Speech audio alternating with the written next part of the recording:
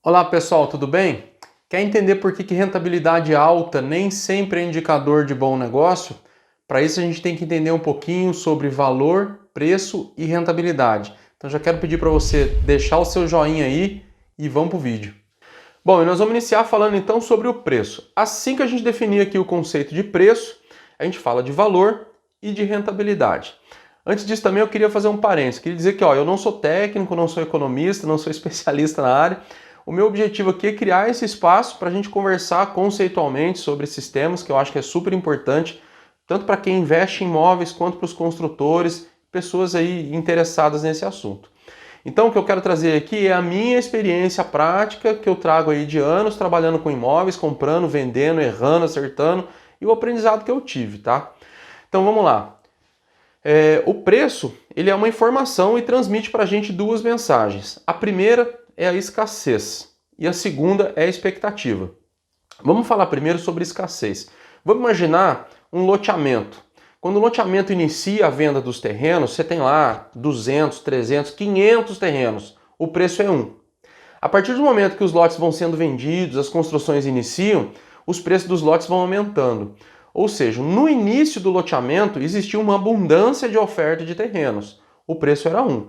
No final do loteamento, quando as pessoas já estavam construindo, iniciam a venda de terceiros, existe então uma escassez desses terrenos, tem menos terrenos disponíveis para venda, então o preço aumenta, porque aumentou a escassez, tá? E aí eu faço uma pergunta para vocês. O que tem mais abundante no mercado? Terreno com preços baixos ou terreno com preços mais altos? Então, claro, terrenos com preços baixos. Por quê? Porque eles são mais abundantes. É por isso que eles têm um preço baixo, porque são produtos comuns que a gente encontra por aí.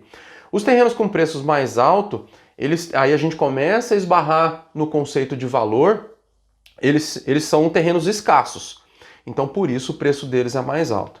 Vamos falar então sobre a expectativa. Vamos imaginar que você tem lá um loteamento que está lá há 10 anos. Quem aí não conhece, né? Que cidade que não tem um loteamento, que nunca vai, que fica ali patinando 5, 10 anos, não vende, e as pessoas não começam a construir. E do dia para a noite sai um projeto de um shopping do lado desse loteamento. E aí os preços dos terrenos automaticamente explodem. Por quê? Porque existe a expectativa que no futuro, com a implantação do shopping, essa área vai ser melhor urbanizada, os preços vão aumentar, as pessoas vão passar a consumir mais essa área, visitando mais, né, transitando por ali. Então, essa expectativa futura faz o preço aumentar. Muito bem.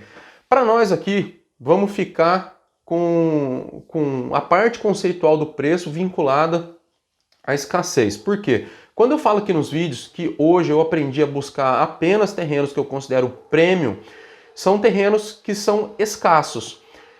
Para mim, né, eu que trabalho com investidor, isso é muito importante, porque aquilo que é escasso transmite essa ideia do preço maior. E aí a gente já começa a entrar no conceito de valor. Normalmente, aquilo que é escasso tem um valor maior. E o que é valor? O valor é a percepção das pessoas sobre aquele produto ou serviço. O que a gente é subjetivo, mas está vinculado ao preço. Apesar de não ser regido pelo preço, né? Está vinculado. Normalmente, aquilo que tem valor tem preço mais alto. Aquilo que tem menos valor tem o preço mais baixo. Então vamos entrar aí diretamente e falar sobre valor. Vamos imaginar, eu vou colocar duas situações, tá?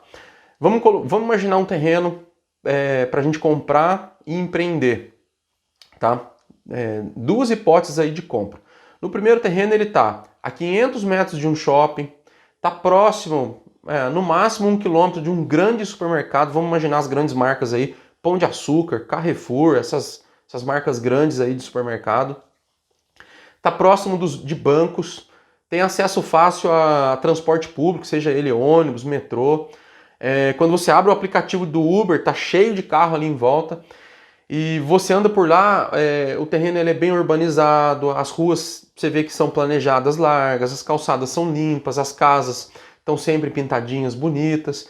Então, quando você chega nesse local, existe essa percepção de valor, que é subjetiva. A gente entende que ali, naquele local, o preço deve ser mais alto.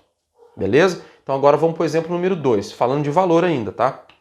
O terreno fica na periferia da cidade, Próximo ao terreno, o terreno ainda é asfaltado, tem iluminação, tudo, mas logo próximo ali as ruas já são de terra, então você anda na rua, as ruas têm aquela sujeirinha de pó de terra que os carros passam ali, sujam a rua. As casas estão ainda em construção, então você enxerga muita casa sem reboco, sem acabamento. Pessoal, e aqui é uma análise financeira sobre negócio, tá? Eu, por exemplo, moro próximo dessa segunda área, é onde eu moro. Eu não faria um prédio aqui onde eu moro para vender para o investidor. No entanto, moro aqui, tá? Então você tem essas duas realidades. Então nesse bairro, nesse segundo bairro, não tem supermercado perto, o máximo que tem são esses mercadinhos de bairro, que normalmente faltam produtos. O transporte público não é tão bom, quando você abre o aplicativo do Uber, não tem muitos carros ali disponíveis.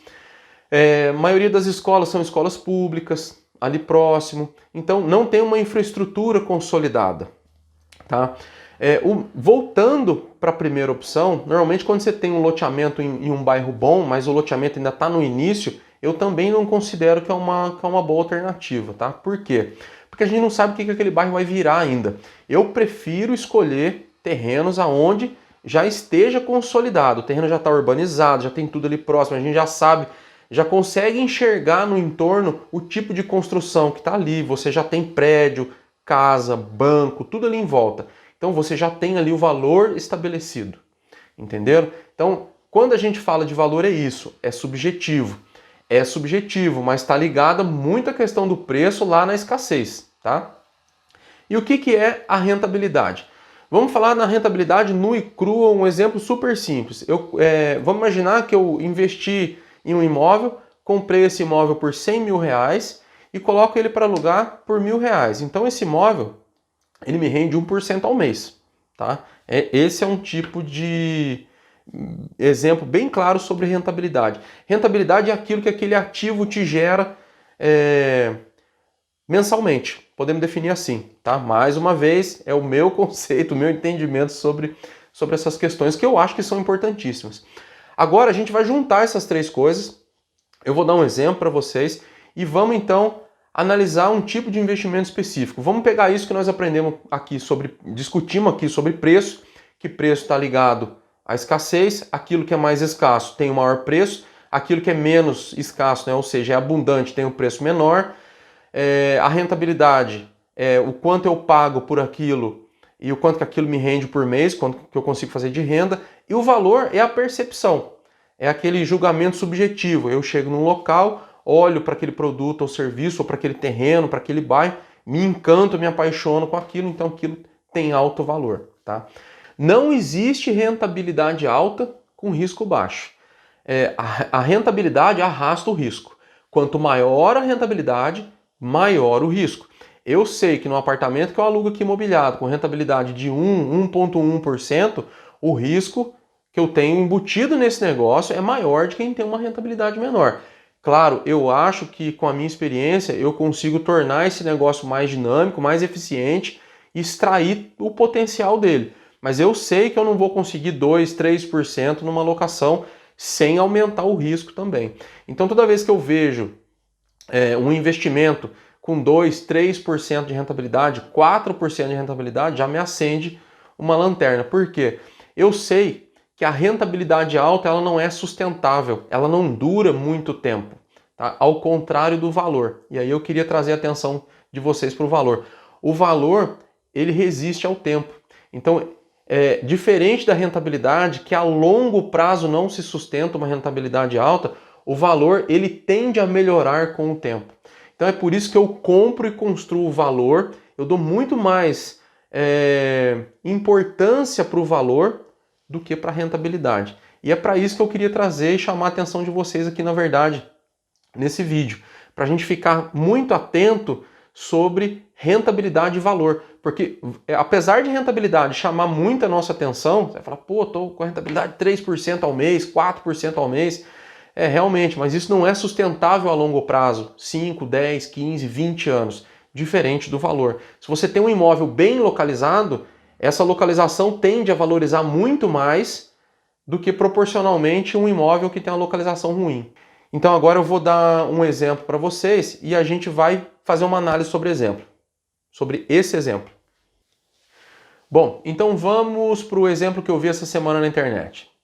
Eu vi lá um vídeo de um construtor que comprou um terreno por 50 mil reais e com mais 50 mil reais ele construiu 5 unidades nesse terreno.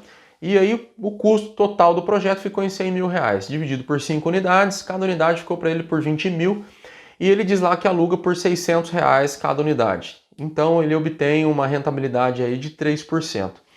Eu acho que é uma rentabilidade muito alta para locação de imóveis. Consequentemente, eu entendo que o risco também é alto. Então vamos fazer uma análise começando por rentabilidade. Quando que a gente consegue uma rentabilidade alta em um determinado ativo? Quando o preço de aquisição dele é baixo. Agora partimos da rentabilidade, vamos voltar para o preço. Quando que o preço é baixo? Falando aí de escassez. Quando o produto é escasso ou quando o produto é abundante? É quando o produto é abundante. Então a gente consegue comprar por preço baixo aquele produto que é abundante. Aí agora vamos passar para o valor. Aquele produto que é abundante, ele tem uma percepção de valor maior ou menor? Ele tem uma percepção de valor menor.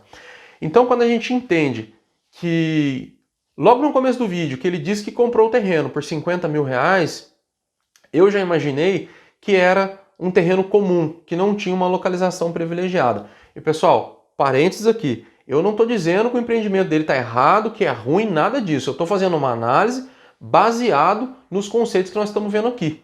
Por quê? Porque eu privilegio o valor e não a rentabilidade. E aí eu trouxe um exemplo para compartilhar com vocês, tá?